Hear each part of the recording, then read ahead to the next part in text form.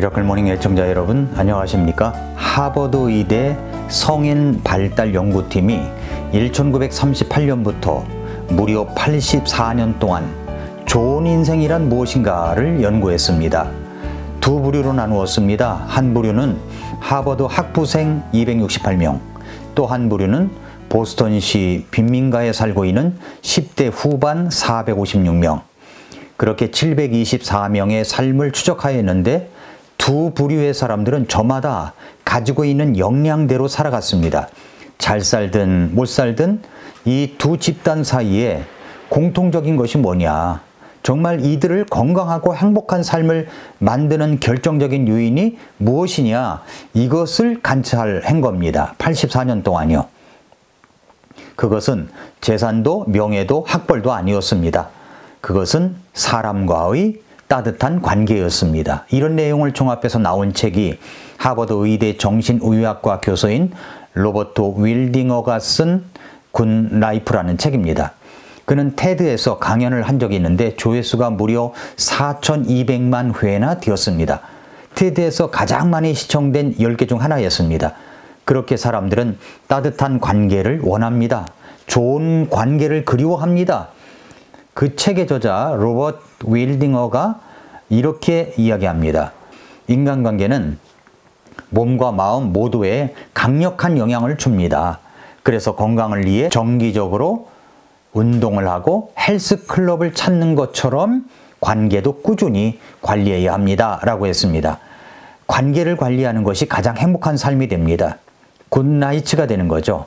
내 몸과 건강을 관리하는 것처럼 그렇게 꾸준하게 관리하는 것, 관계를 관리하는 것입니다. 그래서 우리에게는 5개의 관계가 연결되어 있다는 것을 말씀드립니다. 첫째는 하나님과의 관계, 두 번째는 자기 자신과의 관계, 세 번째는 내가 따라야 할 사람들과의 관계, 네 번째는 나와 동료와의 관계, 다섯 번째는 나를 따르는 사람들과의 관계입니다.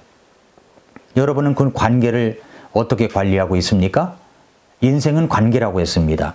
이 세상에서 정말 중요한 것은 무엇을 이루느냐가 아니라 누구를 만나느냐입니다. 어떤 스승을 만나는가, 어떤 친구를 만나는가, 어떤 배우자를 만나는가, 어떤 목사님을 만나는가, 어떤 리더를 만나느냐에 따라서 우리의 인생이 달라집니다.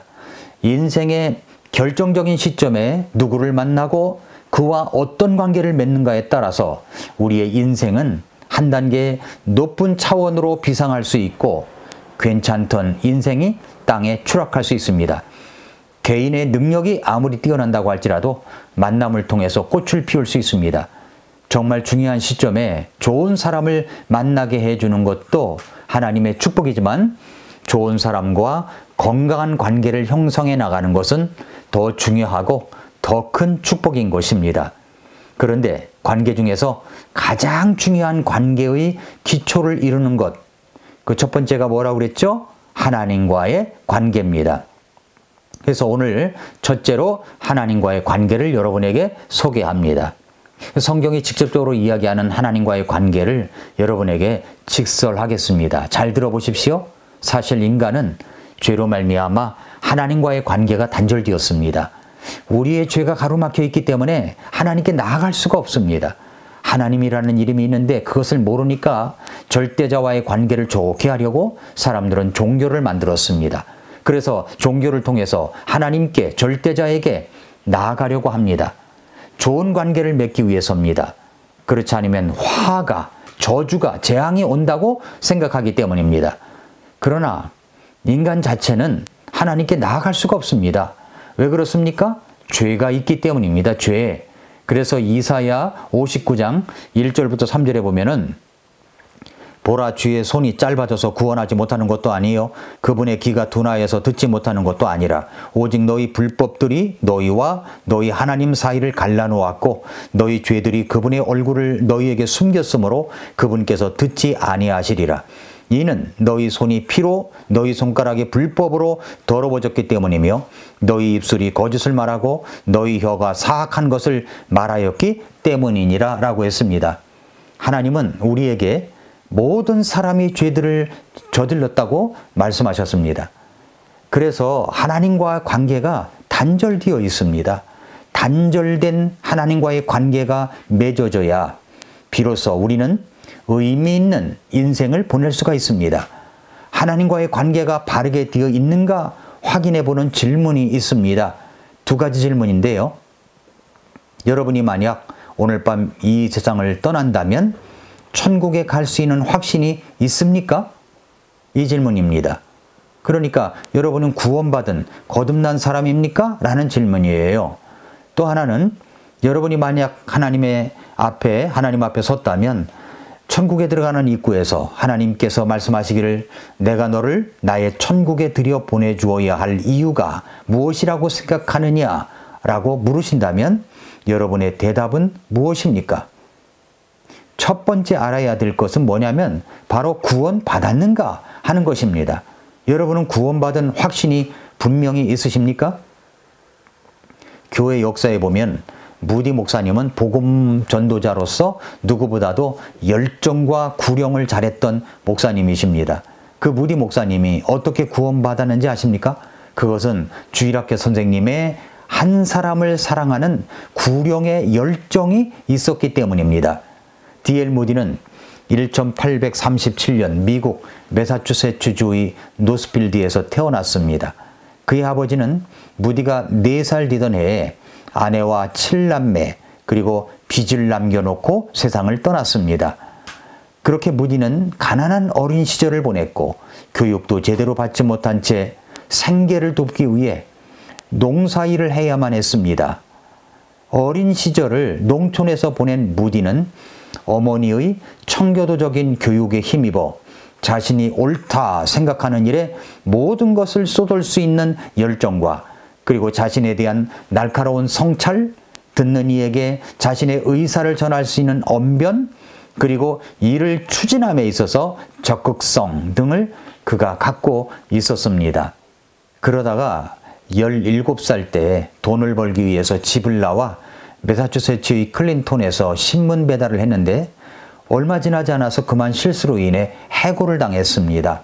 그 무디는 보스턴에 있는 삼촌의 구두가게에서 4가지 조건 아래 구두 수선 일을 하게 되었습니다. 그 조건들 중에 하나가 뭐냐면 교회의 주일학교에 출석하는 것도 있었지만 무디의 꿈은 빨리 돈을 벌어가지고 세상에서 성공하는 것이었기에 신앙에 대해서는 별 관심을 두지 않았습니다. 1855년 4월 21일 무디가 보스턴에 있는 교회에 나간 지 1년이 지난 때였습니다. 그의 주일학교 선생님이었던 에드워드 킴볼 선생님이 그를 찾아왔습니다.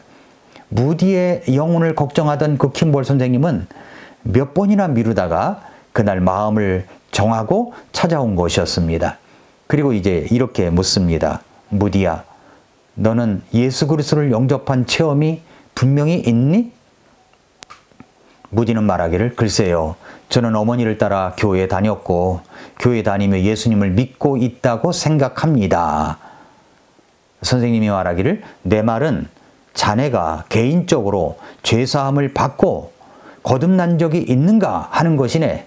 나는 자네의 영혼을 두고 기도를 정말 많이 했거든. 오늘 복음의 말씀을 듣고 그 예수님을 받아들이지 않겠니? 하면서 이 킴볼 선생님과 이제 상담을 하게 됐습니다. 그 상담 속에서 무디는 형식적인 신앙생활에 젖어 있던 무디의 마음을 일깨워 주었습니다. 그날 무디는 죄악된 자신의 모습을 발견하게 되었고 그와 동시에 예수 그리스도를 구세주로 받아들여 자신의 모든 죄를 사함받고 구원을 받게 되었습니다.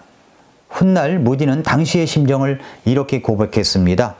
예수 그리스도의 은혜로 죄사함 받은 날 아침 밖으로 나가 만물을 보았습니다. 태양이 그토록 사랑스럽게 보인 적은 없었습니다. 지저귀는 새소리도 내 마음을 감동시켰습니다. 모든 것이 달라졌습니다. 그렇게 그는 구원을 받자마자 너무 기쁜 나머지 어머님께 편지를 썼습니다. 어머니 기뻐해 주세요. 1837년 2월 5일은 제가 어머니의 아들로 태어난 생일이지요. 지난 4월 21일은 성령으로 제 영혼이 거듭난 생일입니다. 이렇게 이제 편지를 쓰게 됐습니다. 무디가 구령에 능한 사람, 그런 사람이 될 수 있었던 것은 그가 확실하게 구원을 받았기 때문입니다. 구원받은 확신이 있었기 때문입니다. 그리고 자기처럼 잃어버려진 사람들을 향한 사랑하는 마음이 컸기 때문입니다. 그가 거듭난 후에도 그에게는 10만 달러를 벌겠다는 변하기 힘든 포부가 있었습니다. 그러나 그것보다 컸던 것은 하나님의 사랑을 모르고 멸망하는 영혼을 보았을 때 그는 어린 시절부터 끊임없이 갖고 있던 꿈을 버립니다. 그가 오랫동안 간직하고 있던 꿈도 하나님의 사랑을 모르고 살아가는 사람들 앞에서는 그에게 큰 의미가 없었던 것입니다. 그의 이러한 사랑은 불같은 정열로서 나타납니다. 그는 결심하기를 하루 동안 1명 이상에게 복음을 전하지 않고는 잠을 자지 않겠다고 결심했을 때 그는 잠을 자려고 하다가 복음을 전하지 않은 것이 생각나 잠자리에서 일어나 나가서 복음을 전하기도 했었습니다. 그렇게 거듭난 지 1년 후 무디는 시카고로 가서 잡화점을 운영하면서 한 교회의 주일학교 선생님으로 이제 봉사를 합니다.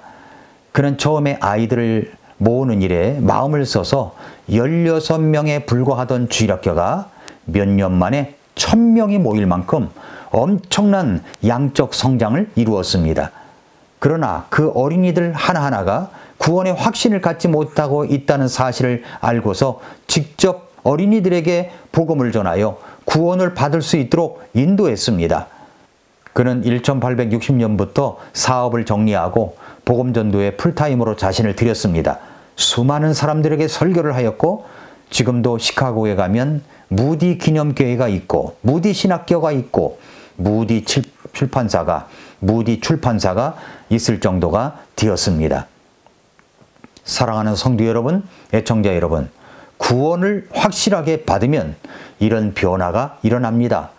인생은 관계라고 했는데 이렇게 제일 먼저 우리가 복귀해야 할 첫 번째 관계는 바로 하나님과의 관계입니다. 구원을 확실하게 받게 되면 확실한 변화가 일어나고 다른 사람들에게 복음을 전하고 싶은 열정이 생기게 됩니다. 혹시 마음의 열정이 떨어졌다고 생각하십니까? 그렇다면 하나님의 관계를 점검해 보십시오. 그리고 나를 구원해 주셔서 처음 거듭났던 그때의 기쁨, 열정을 생각해 보십시오. 얼마나 감사합니까? 얼마나 큰 감동입니까? 혹시 여러분의 마음에 오늘 밤 이 세상을 떠난다면 천국에 갈 확신이 없는 것은 아닙니까? 인생은 관계입니다. 먼저 하나님과의 관계, 구원으로 바른 관계가 되지 아니하면 인생은 행복하지 않습니다. 인생은 뒤틀리게 되어 있습니다. 구원받았다고 할지라도 하나님과의 관계는 인생 기초의 관계가 됩니다. 여러분은 하나님과의 관계가 바르게 되어 있습니까? 여러분이 구원받았다면 그 구원받은 첫사랑의 감격과 열정이 그대로 있습니까? 구원의 확신과 하나님의 사랑을 복귀하십시오. 아침마다 새롭다. 오늘도 미라클 모닝입니다.